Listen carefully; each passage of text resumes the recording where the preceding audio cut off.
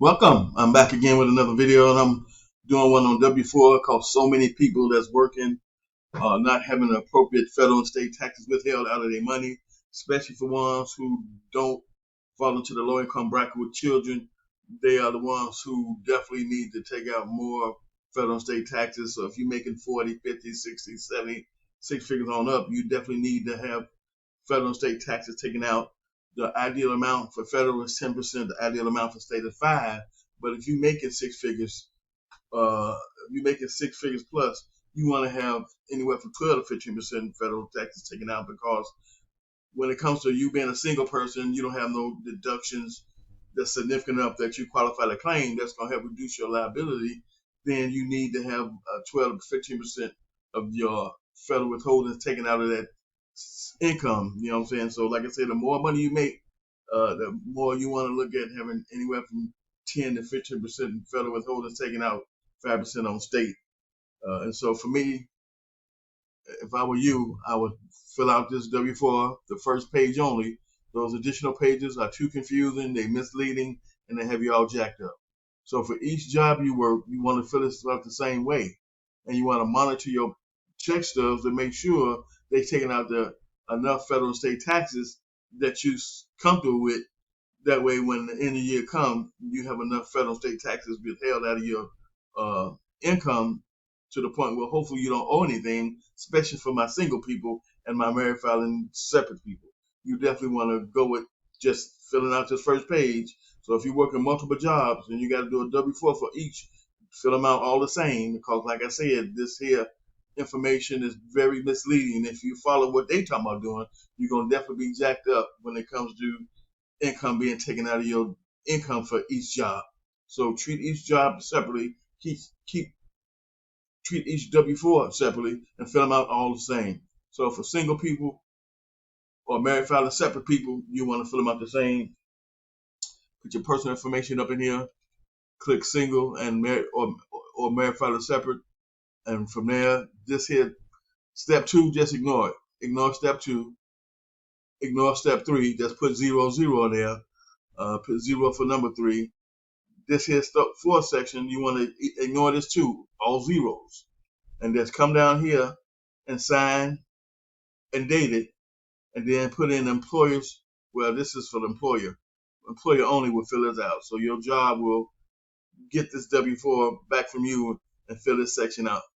And so that's what you want to do for each W-4 if you work in multiple jobs. Is fill them out all the same way. Each job you want to have at least 10%, if not more, taken out based on your total income.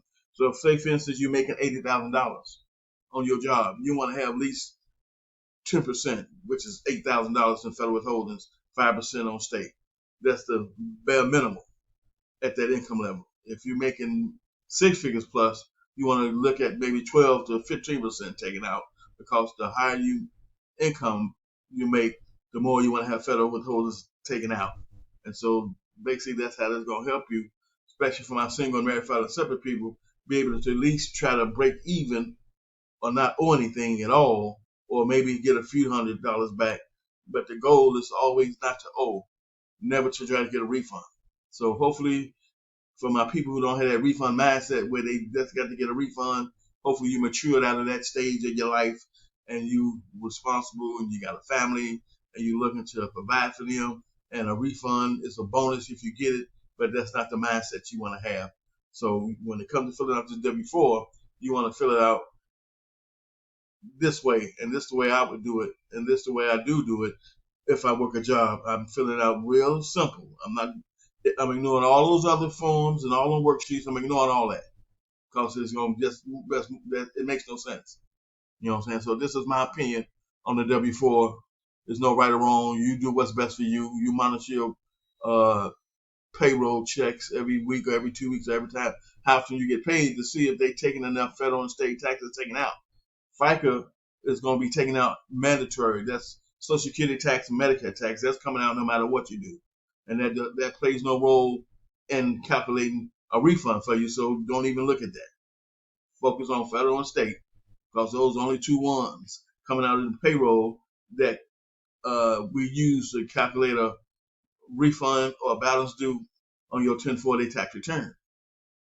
So again, this is just my opinion on how I would do it as a single person or a married filing separate person, is to fill it out this way, real simple. Don't worry about those other forms and worksheets. Ignore all that. As for reference, if you want to, you can look at this chart they give you. You know what I'm saying? This is married filing joint qualifying survivor chart. It says high paying job, annual taxable wage, salary. So you can use this just as FYI for yourself. But other than that, don't put yourself in a situation where you relying on that to fill out this W-4 for each job. And so again, that's just my opinion on how I would fill out the W-4 if I was a single person or a married filing separate person. Real simple. Where all I'm doing is putting in, all I'm doing is selecting the status I'm claiming, and from there I'm ignoring part 2, I'm ignoring part 3, and putting zeros in there. I'm putting zeros in part 4, and all I'm gonna do is come down and sign and date it, give it back to the job. That's for each job.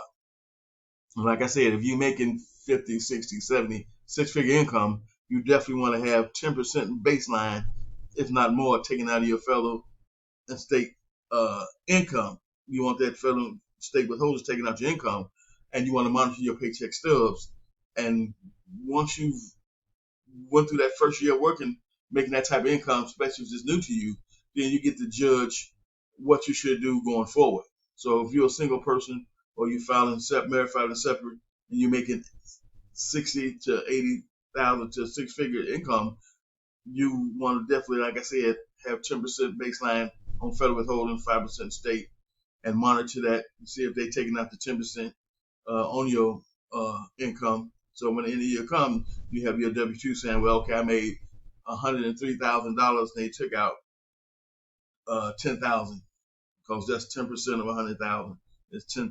So that's the baseline, is 10%, and that's gonna help you. And if 10% ain't good enough with that first year of you making six figures, and you single or married filing separate, and you have no deductions or credits you can utilize, then you might want to step it up to have additional taxes taken out so you can not owe it all. That's if you even owe on. So it's going to be a case by case situation for each and every one of us. It's just my opinion on how I would do it if I had to fill out a W-4 being single or married filing separate. I'll probably do some other videos covering the married filing joint or qualifying survivor status and the head of household status, because those are going to play a role on how much you're taxed. Because single and married filing separate get taxed the highest out of all of them. That's why they got them up there first. Because single and married filing separate people get taxed more on their income than the other two filing, these other two right under it. And so that's why they put it on here first, based on the importance of how filing statuses are being taxed, and single and married filing separate people again get taxed the most when it comes to their income. Married filing joint survivors, they get taxed the least based on the one above it, and head of household is right under that with married filing joint. And so, like I said, you just have to decide for yourself what's best for you when it comes to you being a person that's working a job, you filing single, you have no kids, you have no deductions, you have no credits, you're not self-employed.